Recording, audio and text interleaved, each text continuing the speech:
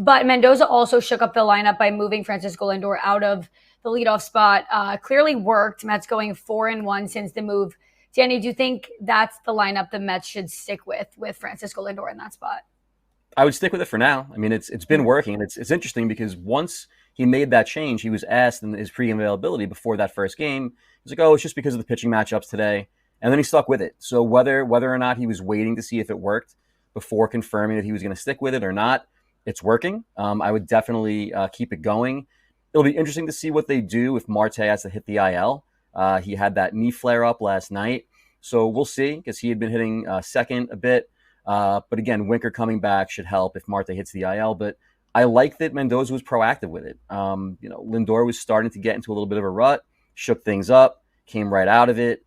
Pete was hitting great. Soto obviously had that huge day.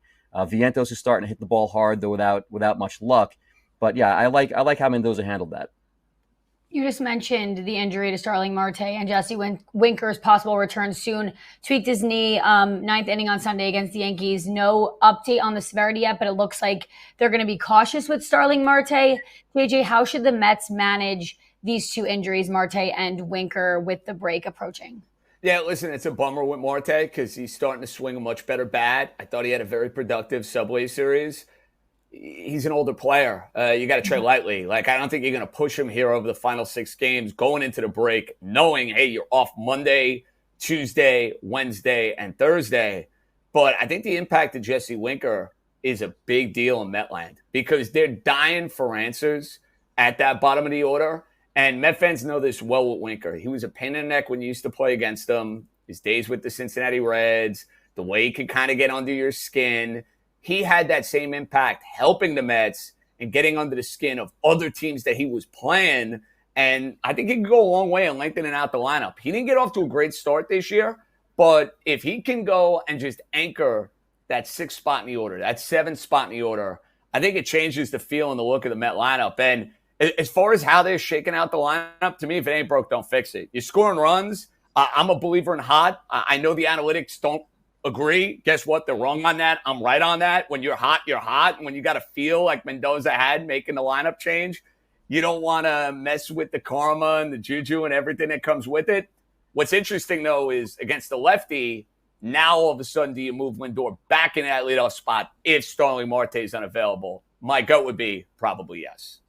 Yeah, about Jesse Winker hit a home run in his rehab start yesterday with the Syracuse Mets. So promising. Hopefully he could be back. And like you said, add a spark to the Mets lineup. Let's move on to Mets pitching injury updates. Kodai Sanga made his first rehab start for the Binghamton Rumble Ponies through 68 pitches, struck out 4, allowed 3 earned runs. Danny, what's a realistic timeline for Sanga's return? It's looking like Friday or Saturday against the Royals in KC, which is perfect timing for the Mets. Their rotation is finally starting to stabilize a little bit here. And it was a little surprising, I think, to everyone. It was even surprising to Mendoza that Senga's making it back before Minaya, before the All-Star break. But the thing with his injury was it was a hamstring, so he could keep throwing the entire time. So his stretching out didn't have to be nearly as long as Minaya's. So he had that one rehab start, looked sharp enough, and he'll be back. And it's a shame that he went down when he did. He was leading the majors in ERA. He was on track to almost certainly make the All-Star game. But getting him back will be a shot in the arm for the Mets. And then Minaya not long after that. JJ, do you think when Kodai Sanga comes back, he can get back to the form he was in the beginning of the season? Because like Danny said, he had under a 2 ERA and was really just very, very hot for the Mets. I don't know, Niki, if he's going to pitch to a sub-2 ERA the entirety of the season, but do I think that he can play a major role in helping out this rotation? Yes, he's a very talented pitcher who's put up really good numbers at the big league level. Here's the 2 things I'm looking for out of Kodai Sanga when he comes back. And it's not going to happen immediately because obviously there's going to be pitch counts and the Mets are going to tread lightly. But I need a little bit more length out of Sanga. I think Sanga could go deeper into these games. I want to see him, quite frankly, go a little deeper into these games. That's something I'm watching. The other thing that you have to be, I guess, a little bit alarmed with is just his brittle nature. And I know this is a freak injury, covering first base, had a freak injury last year when he got hurt and he was throwing a great game against the Atlanta Braves. But these sort of things continue to keep happening to Kodai Sanga. So whether they're freakish or not, it's cause for concern because the Mets need him to go and pitch. There's not as much of a sense of urgency for David Stearns to go and have to go and get a starting pitcher if Kodai Senga is going to come back and he's going to be the guy he was first 2 months of the year. And if Sean Manaea can come back and, dare I say, get close, not to get to where he was last year, get close to where he was last year, you're in a really good spot. Sean Manaea may also make his long-awaited return before the All-Star break in Kansas City. Danny, what should we expect? Because we know he's probably not going to be as good as he was last season, especially right off the bat. I would say something between how he looked at the beginning of last season and the end of last season. He dropped his arm angle in the middle of the summer and was just dominating.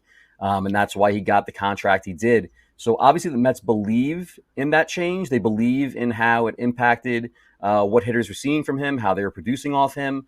Manaea is just also a bulldog, so I expect him to really come out there and give them some serious compete. But, the rotation stabilizing in this way is going to give them an interesting decision to make at the deadline. If everybody's healthy, you don't really need to add to it, but it makes sense to add regardless. You've also got Sproat down there. You've got McLean down there. I guess you've got a very tiny chance of Jonah Tong impacting the big league team at some point this season. But for Manaea, for Senga, you just want them to stay healthy. And if they stay healthy heading into the break, heading into the All-Star game, and then further along at the deadline, the Mets are going to be in a really advantageous spot when it comes to this starting rotation.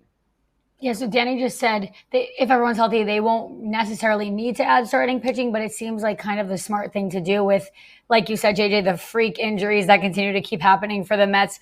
Who do you think, if there's one guy you want them to get, who do you want them to go out and get at the deadline, JJ? Keep an eye on old buddy, old pal, Seth Lugo, Kansas City Royals. Mm-hmm. And I don't know what Kansas City's mentality is going to be at the trade deadline, but Seth Lugo is a gamer.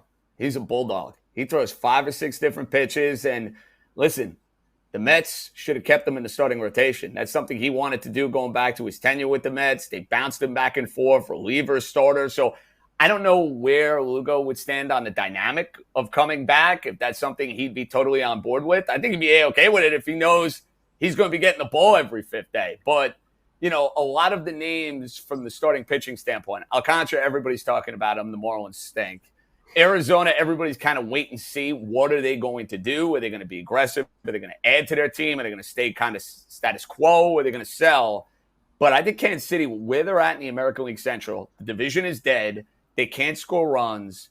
Lugo's an older guy. I think that's somebody they look to move. And if he's on the market, I think he makes a lot of sense for the Mets. Yeah, definitely. And then maybe they can see a glimpse of him this coming series.